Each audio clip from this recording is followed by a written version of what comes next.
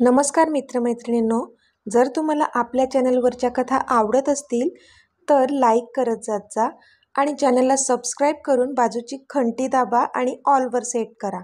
म्हणजे जेव्हा जेव्हा मी नवीन व्हिडिओ किंवा कोणतीही नवीन पोस्ट अपलोड करेन तेव्हा ती सगळ्यात आधी तुमच्यापर्यंत पोहोचेल. धन्यवाद. तर वळूया आपल्या कथेच्या पुढच्या भागाकडे. Oh okay, I have a plan. आधी बोलला आणि त्याने रियांशच्या कानात काहीतरी सांगितलं. ह्याने काय होईल आधी? रियांश तोंड पाडत बोलला. झालं तर चांगलंच होईल आणि नाही झालं तर तुझी फ्लाईट आहेच की परवाची. आपल्याला ट्राय करायला काय हरकत आहे? आधी बोलला तशी मग रियांशने पण होमध्ये मान हलवली. मी आलोच. आधी बोलला आणि जिथे परी बसली होती तिथे गेला. त्याने पाहिलं तर परी शून्यात बघत बसली होती. हाय परी. आधीने तिला आवाज दिला तशी तिची तंद्री भंगली. आता पुढे. परीने एकदा त्याच्याकडे पाहिलं आणि पुन्हा नजर फिरवून समोर पाहू लागली ती.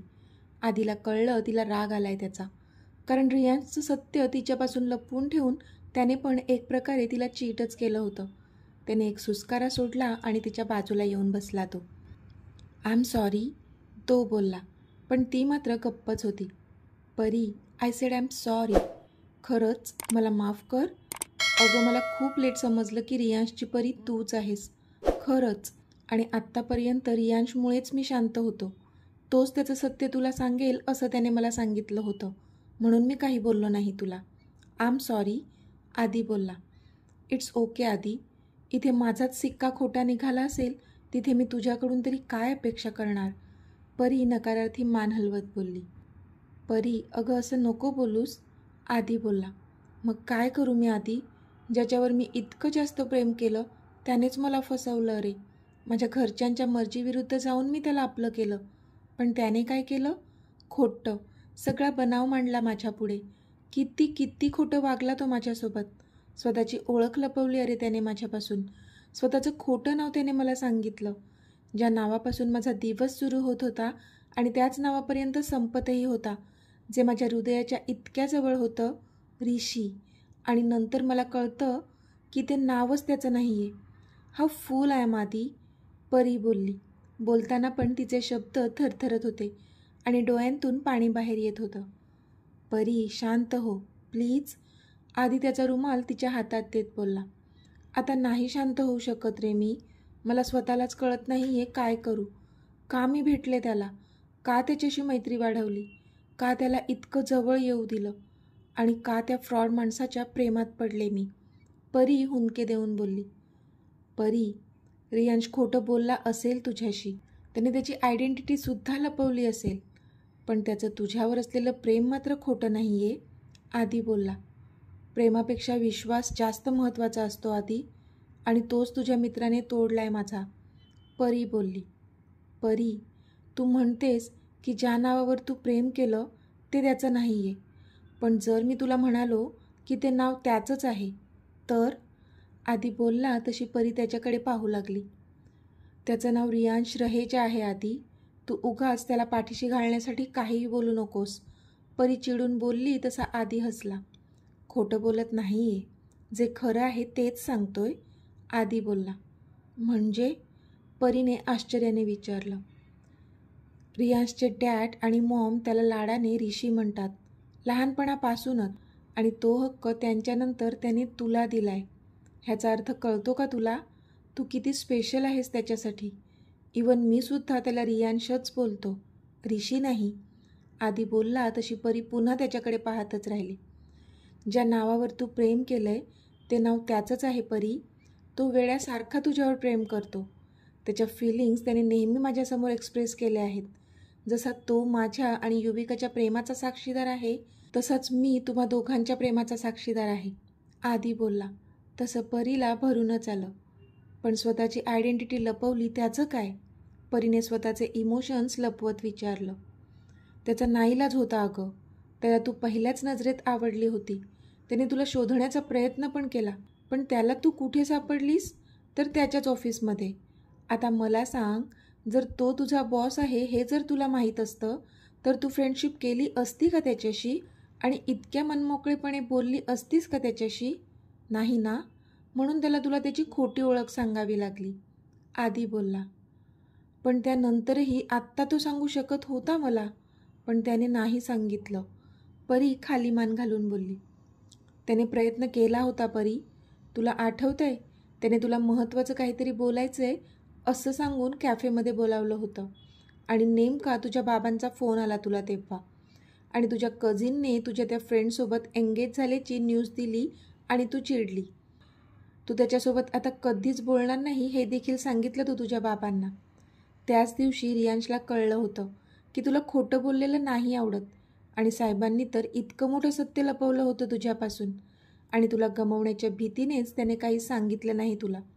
त्यानंतरही त्याने बऱ्याचदा तुला सांगण्याचा प्रयत्न केला, पण काही ना काही होत राहिलं आणि तो सांगू शकला नाही तुला. आधी बोलला तसा तिने एक सुस्कारा सोडला. तू ह्याच्यावर काहीच बोलणार नाहीस का परी? ती गप्पच होती म्हणून मग त्यानेच विचारलं. आता सगळं संपलं आहे आधी. परवा तो US ला चालला आहे. आता तो त्याच्या रस्त्याने आणि मी माझ्या. It's over now.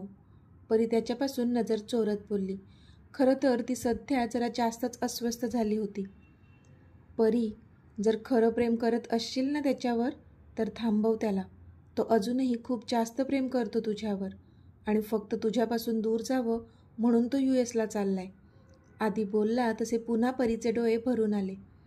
आधी, मला वाटतंय आपण हा विषय इथेच संपवूया प्लीज. परी बोलली तसा मग आधी पण शांत राहिला. परीने आधीला बोलण्यापासून तर थांबवलं होतं, पण स्वतःच्या मनाची अस्वस्थता कशी लपवणार होती ती. तिची नजर सगळीकडे फिरत होती आणि रियांशला शोधत होती, पण तो मात्र तिला दिसत नव्हताच. हाय, इतक्यात युविका धावतच त्यांच्याजवळ आली. हे युवी, कुठे होतीस तू? आधीने विचारलं. अरे, ते आत्तू मला नातेवाईकांशी ओळख करून देण्यासाठी घेऊन गेली होती. युविका बोलली तसं आधीने लांब उभ्या असलेल्या अक्षयकडे पाहिलं आणि चळजळीत कटाक्ष टाकला त्याच्यावर. युवीला पण जाणवलं ते, पण तिने त्याला डोळ्यांनीच शांत राहण्यास सांगितलं. परी, आर यू ओके? युवीने विचारलं तशी परीने कसनुसं हसत होमध्ये मान हलवली. अरे, रियांश कुठे आहे? युविकाने विचारलं. तो गेला घरी. आधी बोलला तशी परी पटकन त्याच्याकडे प्रश्नार्थक पाहू लागली. घरी गेला म्हणजे? रिसेप्शनपर्यंत पण थांबला नाही? युवीने विचारलं. अगं, त्याची फ्लाईट आहे आज रात्रीची. तो US ला चाललाय ना? आधी बोलला आणि परीचे एक्सप्रेशन्स चेक करू लागला, जे की आता खूपच शॉकिंग होते. असं कसं? त्याची फ्लाईट तर परवाची आहे ना? परीने अधीरतेने विचारलं तशी आधीच्या ओठांवर एक स्माईल आली, पण शिताफीने लपवली त्याने ती स्माईल. हो ग, पण आत्ताच तो मला बोलला की त्याने तिकीट्स प्रीपोन केलेत म्हणून त्याला रिसेप्शन अटेंड करता येणार नाही. आधी बोलला आणि परीचं तोंड पडलं. ओह, रियांश हवा होता यार, पण अचानक कसा US चा प्लॅन केला त्याने? युविकाने विचारलं. केला, कारण आहे त्याला काहीतरी. आधी गूढ आवाजात परीकडे बघून बोलला, पण परीचं लक्ष होतं कुठे त्याच्याकडे. तिला तर त्याला भेटायचं होतं, तिच्या ऋषीला. मला अर्जंटली काहीतरी काम आठवलं आहे and I have to do this on urgent, so I have to leave. Sorry, Pari बोलली आणि ती पटकन तिथून निघून गेली. तसा आधी गालातच हसला. परी, अगं थांब, अजून रिसेप्शन पण नाही सुरू झालं आहे. युवी बोलतच होती की आधीने तिला थांबवलं. युवी, जाऊ दे तिला. आधी परीच्या पाठमोऱ्या आकृतीकडे पाहून बोलला. आधी, काय चाललं आहे? आणि परी कुठे गेली? आणि तिला काय झालं आहे? ती अशी वियर्ड का वागते? युवीने विचारलं. प्यार का मामला है युवी? आधी हसत बोलला. म्हणजे? युवीने विचारलं. तुला नंतर सगळं सांगतो, पण सध्या तू त्या अक्षयजवळ जा. बघ कसे डोळे फाडून फाडून आपल्या दोघांना बघतोय. आधी बोलला तसं युवीने हळूच अक्षयकडे पाहिलं, तर तो खरंच त्यांच्याकडे रागाने बघत होता. ओके, मी जाते आता, पण तू मला नंतर सांगशील परीबद्दल, ओके? युविका बोलली तशी आधीने हसून होमध्ये मान डोलावली आणि दोघेही विरुद्ध दिशेने निघून गेले. इथे रिसेप्शनची तयारी झाली होती. अक्षताला पण छान रेडी केलं होतं मेकअप आर्टिस्टने. तिने मोरपिशी रंगाचा छान लेहंगा घातला होता. खूप सुंदर दिसत होती ती आज, अगदी नक्षत्रासारखी. आणि अनेसुद्धा काही कमी हँडसम दिसत नव्हता. त्यानेसुद्धा तिला मॅचिंग असा फिक्कट हिरवट रंगाचा सूट घातला होता. त्यात अगदी राजबिंडा दिसत होता तो. दोघांची जोडी खूपच छान दिसत होती. दोघांनाही रोषणाईच्या आतिषबाजीने स्टेजवर आणलं गेलं आणि मग त्यांचं रिसेप्शन सुरू झालं. मयू, आज तुला चान्स आहे. एकदा आदिशी बोल. त्याला तुझ्याबद्दल काही वाटते का विचार. कसंही करून त्याला तुला स्वतःकडे अट्रॅक्ट करावंच लागेल. नाहीतर जे पण वैभव आपण आज उपभोगतोय ना, ते नंतर आपल्या वाट्याला कधी येईल का शंकाच आहे बाबा मला. सविता आत्या बोलल्या. आई, मी ट्राय तर करतेच आहे ग, पण आधीच्या मनात नेमकं काय आहे नाही कळत ग मला. मयुरी बोलली. अगं मग जवळीक वाढव त्याच्याशी आणि काढ त्याच्या मनात काय चाललंय ते. आता ते पण मीच तुला शिकवायचं का. सविता आत्या चिडून बोलल्या. तसं मयुरीने तोंड बारीक केलं. ओके बाबा, जाते मी आणि बोलते त्याच्याशी. मयुरी बोलली आणि आधी जिथे होता तिथे चालत गेली. पण अर्ध्या रस्त्यातच थांबली ती, कारण तिला आता आधी मिहिकाशी हसून बोलताना दिसला.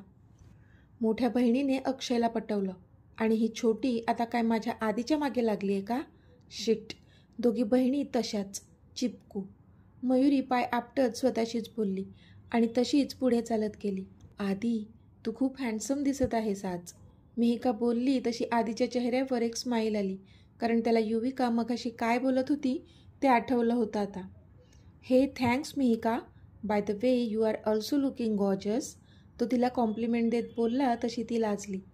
त्याने हळूच युविकाकडे पाहिलं तर ती डोळे बारीक करून त्याच्याकडे पाहत होती आणि नाहीमध्ये मान हलवत होती, म्हणजे मिहिकापासून दूर राहा असं जणू म्हणत असावी. पण त्याला मात्र भलतीच मज्जा येत होती तिला चिडवायला. हे मिहिका, तू इथे काय करत आहेस. मयुरीने रागातच विचारलं. त्याच्याशी तुला काय, मी आधीशी बोलते. मिहिका पण तोंड फिरवत बोलली. झालं असेल तर निघ इथून, मला आधीशी बोलायचं आहे. मयुरी बोलली. तशी मिहिका तिच्याकडे रागाने पाहू लागली. मग बोल ना, मी इथून नाही जाणार कुठे. जे बोलायचं असेल ते इथेच बोल. मिहिका चिडून बोलली. तशी मयुरीने रागातच पाया पटले. चल आधी आपण तिथे जाऊया, मला महत्त्वाचं बोलायचं आहे तुझ्याशी. मयुरी बोलली आणि आधीचा हात पकडून त्याला तिथून घेऊन जाऊ लागली. आधीला बिचाऱ्याला काहीच कळत नव्हतं. एका बाजूने मिहिका तर एका बाजूने मयुरी. त्याची नुसती चटणी झाली होती मधल्यामध्ये. त्याने एकदा युविकाकडे पाहिलं तर ती पण त्याच्याकडे रागाने पाहत होती. देवा, वाचव मला, तो बिचारा फेस करूनच मनातच बोलला. बास, इथे थांबवा. परी बोलली तशी ड्रायव्हरने टॅक्सी थांबवली. परीने ड्रायव्हरला पैसे दिले तसा ड्रायव्हर तिथून निघून गेला. एव्हाना संध्याकाळ झाली होती. परीने समोरच्या त्या भल्या मोठ्या बंगल्याकडे पाहिलं आणि एक औंढा गिळला, कारण तो बंगलो खूपच सुंदर होता. पाठीमागे समुद्र होता त्या बंगल्याच्या. असा आलिशान महल होता तो. तिने हळूहळू पावलं टाकायला सुरुवात केली आणि ती बंगल्याच्या मेन गेटकडे आली. तिने सिक्युरिटीला तिचं नाव सांगितलं तसं त्याने तिला आत सोडलं. पण ती जसजशी पुढे जात होती तिच्या हृदयाची धडधड प्रचंड वाढत होती. ती आता बंगल्याच्या आत शिरली होती. पण आतलं इंटिरियर पाहूनच तिचे डोळे दिपले, कारण बंगलो जेवढा बाहेरून सुंदर होता त्यापेक्षा कितीतरी जास्त आतून सुंदर होता. इतक्यात तिला तिच्याजवळ एक स्टाफ येताना दिसला. तशी ती थोडी भानावर आली, पण ती त्याला रियांशबद्दल विचारणार त्याआधीच तो स्टाफ बोलला. मॅडम, रियांश सरांनी तुम्हाला वर बोलावलं आहे. This way please. तो स्टाफ बोलला आणि तिला वर घेऊन जाऊ लागला. इथे रियांश मात्र खूप अस्वस्थ झाला होता. तो त्याच्या रूममध्ये इकडे तिकडे फेऱ्या मारत होता. त्याची अस्वस्थता काही केल्या कमी होत नव्हती. आधीने केलेला प्लॅन खरंच सक्सेसफुल होईल का, की मग परी आत्तासुद्धा मला खडे बोल सुनावून निघून जाईल. ओ नो, देवा प्लीज, माझ्या परीने मला माफ करू देत. मी इथून तिच्यापासून दूर जायला तर निघालोय, पण मी नाही राहू शकत तिच्याशिवाय. देवा, माझी अवस्था तुझ्याशिवाय अजून जास्त कोणाला माहीत असेल. मी कधीच तिच्याशी खोटं नाही बोलणार ह्यापुढे. ती मला जी शिक्षा देईल ती मी भोगायला तयार आहे, पण प्लीज एकदा तिने मला माफ करू दे. रियांश मनातल्या मनात देवाला साकडं घालत होता. इतक्यात दारावर टकटक झाली. तशी त्याच्या हृदयाची धडधड पण कमालीची वाढली. Yes, come in. त्याचे शब्द पण थरथरत होते. एवढा जास्त तो रेस्टलेस फील करत होता. दार लोटलं गेलं आणि परी आत आली आणि तिला पाहूनच रियांशचा मात्र काळजाचा ठोकाच चुकला, कारण ती एकटक त्याच्याकडे पाहत होती आणि तिच्या त्या टप्पोऱ्या डोळ्यात अश्रू होते. तर मित्रमैत्रिणींनो, आजचा भाग तुम्हाला कसा वाटला ते मला कमेंटमध्ये सांगा.